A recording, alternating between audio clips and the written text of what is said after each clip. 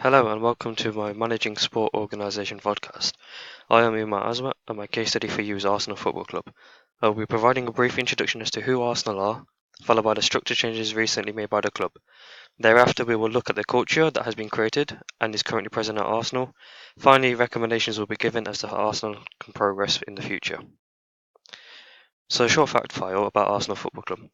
Founded in 1886 by a group of factory workers, Arsenal Football Club is now regarded as one of the top footballing clubs around the world. They are currently fifth in the English Premier League, have recently made the knockout phase of the UEFA Europa League and are in the quarter-finals of the League Cup against arch-rivals Tottenham Hotspur. The FA Cup campaign will kick off in January next year. Arsenal have successful histories in both men's and the women's game. The men's team has won 45 major trophies, including 13 league titles and a record 13 FA Cups. The women's team have been more dominant, having won 58 major trophies, including 14 league titles, 14 FA Cups, and a UEFA European Cup.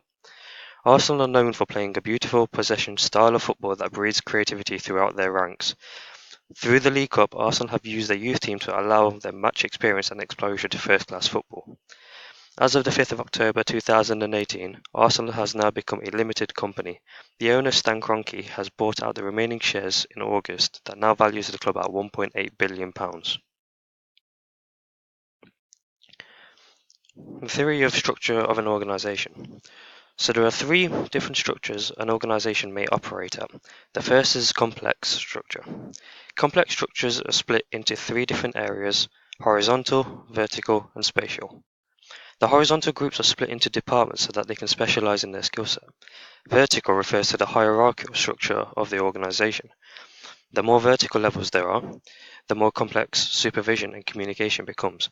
Lastly, the spatial area refers to how geographically spread out an organisation is. The second structure is formalisation, and this is the formal documentation, regulations and policies that form the mould of an organisation. As an organisation becomes more complex, it's paramount that the formalisation process covers the organisation's growth. The formalisation process can be split into having an overall process for the organisation and a tailored department process. Formalisation could be viewed as a dynamic process that is impossible to create regulations for all possible scenarios. The final structure is centralisation. This is the area that decision-making process happens. If a CEO or Chief Executive Officer makes all the decisions, then the organisation is very centralised. The more complex an organisation becomes, the more likely the centralisation decreases. The CEO would then deal with the important decisions and allow the lower levels of management to deal with the day-to-day decisions. Structure at Arsenal Football Club's board level. I believe Arsenal operate in a complex and formalised process but are slightly decentralised. As we can see here, Arsenal have a 5-man board consisting of one chairman, 4 directors that control the decisions of the club. Arsenal's sole owner, Stan Kroenke, is part of this board that makes the decisions. The change of structure management. At the start of the 2016-2017 season, Arsenal's management structure had Ivan Gazidis as the chief executive officer and Arsene Wenger as the manager of the football club. It was becoming evident that Arsene's time at Arsenal was coming to an end, as the club had recruited Raul Sanllehi as head of football and Sven Mislintat as head of recruitment to take away some responsibilities that Arsene had. Arsene and Ivan stayed for one more season to complete the club's transition of having a traditional manager that was responsible for everything to a team that had specialised managers in particular areas. Unai Emery was the new manager brought in to replace Arsene and has brought along a new set of coaches that he has worked with previously to help Arsenal get back to being competitive again. It provides the players with a new perspective of what the manager and his coaches expect of the players within the squad. We move on to Arsene Wenger, and throughout his time at Arsenal Football Club, he was manager at Arsenal for 22 years, and he had numerous successes and failures. Using Hayes and Wheelwright's diagram on the role of operations can be linked towards Arsene's first 10 years at the club. When he arrived, he assessed what the club needed to change to become more competitive. He did this through the changing of diet of players, which helped an increase of fitness, introducing more tactical sessions so the players became more aware of the overall game, and using his knowledge of the French market, his transfers provided him with the greatest asset his rivals could not match. Arsene won the Premiership and the FA Cup in his first full season in charge, and this started the rivalry with Manchester United and Sir Alex Ferguson, that will become one of the fiercest battles of the English game. Arsenal were regarded as the best team in England at the start of the millennium, and then went on to win a league title without losing a single game in the 2003-2004 season, which is now known as the Invincible season. Arsenal had redefined the industry's expectations on how the game should be played throughout his first 10 years, winning countless trophies. Why did Arsenal have to change their management? From 2005-2006 season right up through to the 13-14 season, Arsenal and Arsenal were in a very difficult transition period. Arsenal had moved away from its old stadium called Highbury and had now moved into the new exotic stadium called the Emirates. Because of this stadium move, Arsenal's transfer policy drastically changed and were forced to sell its best players year after year to balance the financial books, which in turn made the club not competitive at all. Arsenal's philosophy on the club also changed by changing away from a very powerful core of a team to then attracting a more youthful setup. Arsenal had remained a top 4 club in England. However, they didn't win a trophy for 9 seasons between 2005 to 2014. And with each season that went by, Arsenal had an increased pressure from fans and from the media to deliver success. It wasn't until the end of the 13-14 season that the club won the FA Cup, which then retained it in 2015 and then won it again in 2017. But the fans had had enough and they had become restless and wanted more and more performance within the league. So what is culture?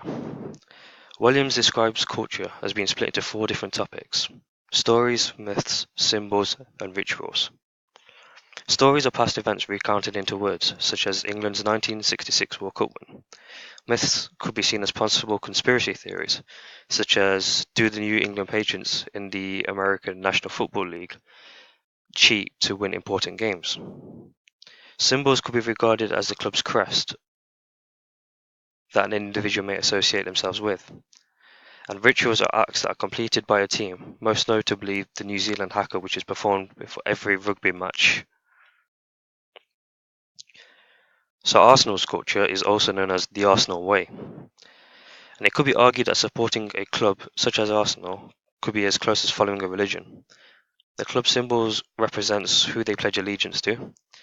When the fans go to the Emirates, they are watching a match, they're attending the stadium of where Arsenal operate.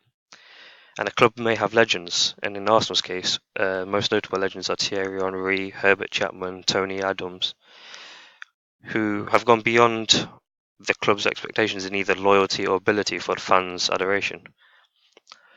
Arsenal's culture, which can be found on their website, they state, Arsenal Football Club exists to make our fans proud wherever they are in the world and however they choose to follow us. That pride is driven by success on the pitch. This means winning trophies. It also comes through our style of play, our focus on developing youth talent, our magnificent stadium, our broader contribution to the community, and our self-financing approach. This philosophy has changed throughout the time at Arsenal Football Club, and most notably this ethos comes under how Arsene Wenger operated between his time at Arsenal. Before Arsene Wenger, it was known that Arsenal used to play a boring style of football, which once they scored a goal, they then sat back and defended, which brought to the song that Arsenal fans still sing to this day, 1-0 to the Arsenal. Recommendations that I believe that could help Arsenal improve for the future. Arsenal need to reclaim their place amongst the top 4 English clubs in Europe to participate in the prestigious UEFA Champions League, not only for participation reasons, but for the financial incentives and the worldwide coverage the tournament provides. Arsenal have been accustomed to stability for the past 2 decades, and it's paramount that the club do not follow the likes of their rivals by rotating managers constantly. Stability alongside good performance will allow the club to grow and provide challenges to their rivals in the future. At a time where financial doping is at its highest, Arsenal should continue their sustainable way of improving the squad. Once the stability is regained and Arsenal are making consistent good performances, the marquee signings that will alleviate the club to the next level of making them champions should be considered. Not only will this improve performances at the club level, but these marquee signings will be able to provide additional bonuses such as increase in shirt sales and viewership coverage around the world. Thank you for listening. I hope this has been informative. Here are my references for my work.